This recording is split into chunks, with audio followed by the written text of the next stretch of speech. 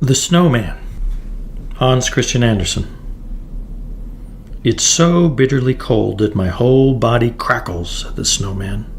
This wind can really blow life into you. And how that glaring thing up there glares at me. He meant the sun. It was just setting. She won't make me blink. I'll hold on to the pieces. The pieces were two large triangular pieces of tile which he had for eyes. His mouth was part of an old rake, hence he had teeth. He'd been born amid the triumphant shouts of the boys and welcomed by the jingling of sleigh bells and the cracking of whips from the passing sleighs. The sun went down, and the full moon rose, big and round, bright and beautiful, in the clear blue sky. Here she comes again from the other side, said the snowman, for he thought it was the sun showing itself again. Ah, I've cured her of staring all right. Now let her hang up there and shine so that I can see myself. If I only knew how to move from this place, I'd like so much to move. If I could, I'd slide along there on the ice, the way I see the boys slide. But I don't know how to run. Away, away, barked the old watchdog. He was quite hoarse from the time when he was a house dog lying under the stove. The sun will teach you how to run. I saw your predecessor last winter, and before that, his predecessor. Away, away, and away they all go. I don't understand you, friend, said the snowman. Is that thing up there going to teach me to run? He meant the moon.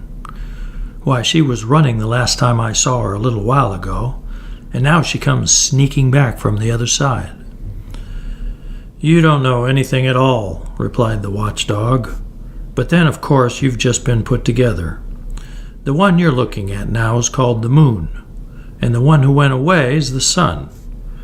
She'll come again tomorrow, and she'll teach you to run down into the ditch. We're going to have a change of weather soon. I can feel it in my left hind leg. I have a pain in it. The weather's going to change. I don't understand, said the snowman to himself, but I have a feeling he's talking about something unpleasant. The one that stared at me and went away, whom he called the sun, is no friend of mine either, I can feel that. Away, away, barked the watchdog, and then he walked around 3 times and crept into his kennel to sleep. The weather really did change. Early next morning, a thick, damp mist lay over the whole countryside. At dawn, a wind rose. It was icy cold.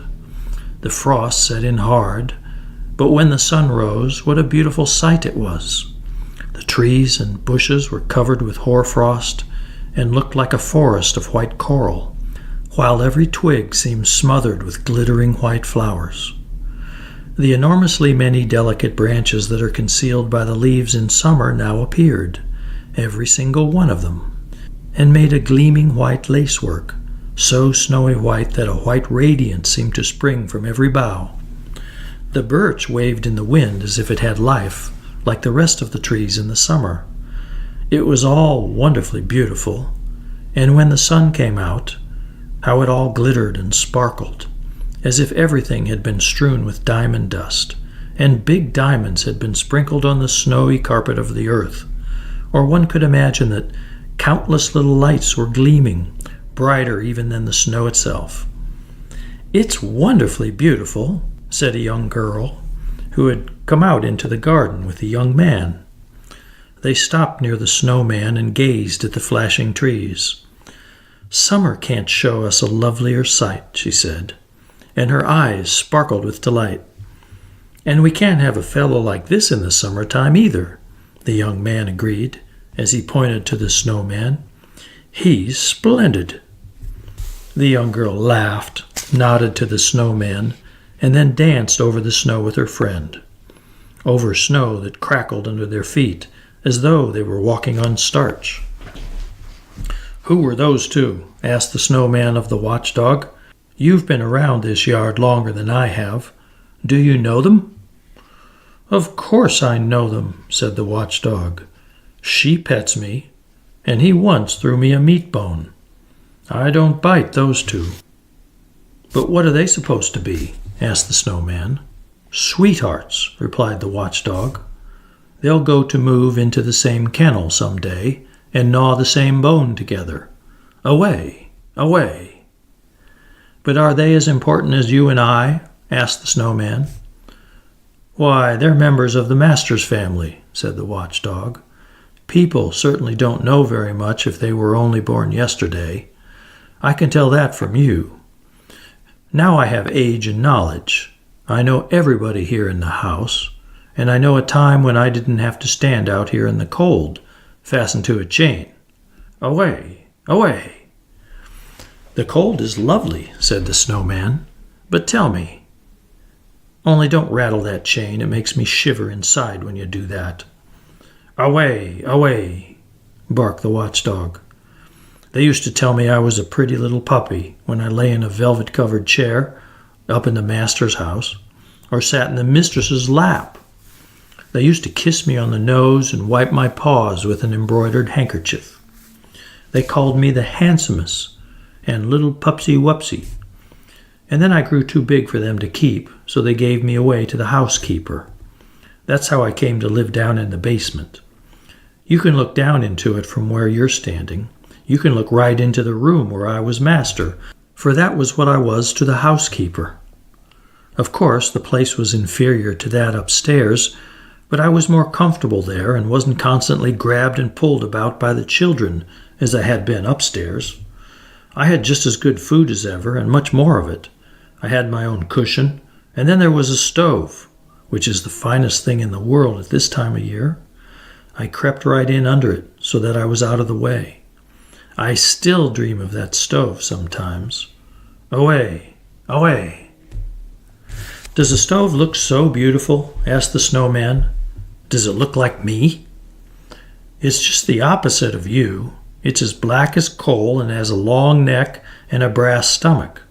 It eats firewood so that the fire spurts from its mouth. You must keep beside it or underneath it. It's very comfortable there. You must be able to see it through the window from where you're standing." When the snowman looked, and he really saw a brightly polished thing with a brass stomach and fire glowing from the lower part of it, a very strange feeling swept over the snowman. He didn't know what it meant, and couldn't understand it, but all people who aren't snowmen know that feeling. "Why did you leave her?" asked the snowman, for it seemed to him that the stove must be a female. "How could you leave a place like that?" "I was compelled to," replied the watchdog. "They turned me outside and chained me up here. You see, I had bitten the youngest of the master's children in the leg because he kicked away a bone I was gnawing.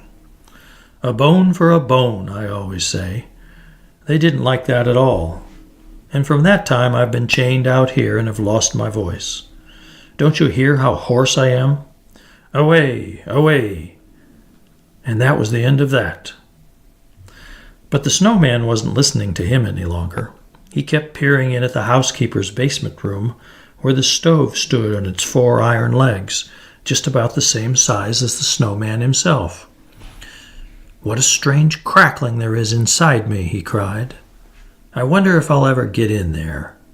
That's an innocent wish, and our innocent wishes are sure to be fulfilled. It's my only wish, my biggest wish. It would almost be unfair if it wasn't granted. I must get in and lean against her, even if I have to break a window." "You'll never get in there," said the watchdog. "And if you go near that stove, you'll melt away, away." "I'm as good as gone anyway," replied the snowman. "I think I'm breaking up." All day long the snowman stood looking in through the window. At twilight the room grew still more inviting. A mild glow came from the stove, not like the moon or the sun either, but just like the glow of a stove when it's been well filled. Every time the room door was opened, the flames leapt out of the stove's mouth. This was a habit it had. The flame fell distinctly on the white face of the snowman and glowed ruddy on his breast. "I can't stand it any longer," he cried. "How beautiful she looks when she sticks out her tongue." The night was very long, but it didn't seem long to the snowman.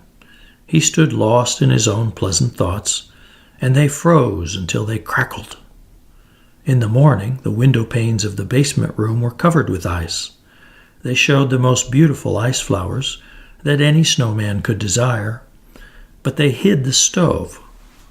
The window panes wouldn't thaw, so he couldn't see the stove. It creaked and it crackled.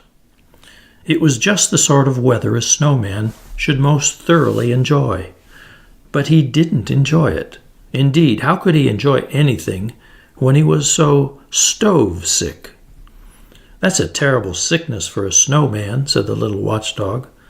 "I've also suffered from it myself, but I got over it. Away, away! There's going to be a change in the weather." And there was a change in the weather. It began to thaw. The thaw increased, and the snowman decreased. He never complained, and that's an infallible sign. One morning he collapsed, and behold, where he had stood there was something like a broomstick sticking up from the ground. It was the pole the boys had built him up around. "Now I can understand why he had such an intense longing for the stove," said the watchdog.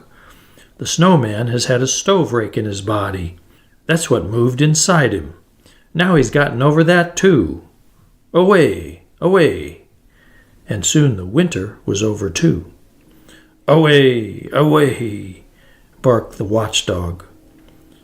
The little girls in the house sang. "O woodruff, spring up fresh and proud round about, and willow tree, hang your woolen mitts out. Come cuckoo and lark, come and sing. At February's close we already have spring. Tweet, tweet, cuckoo, I am singing with you. Come out, dear sun, come often, skies of blue." And nobody thought any more about the snowman.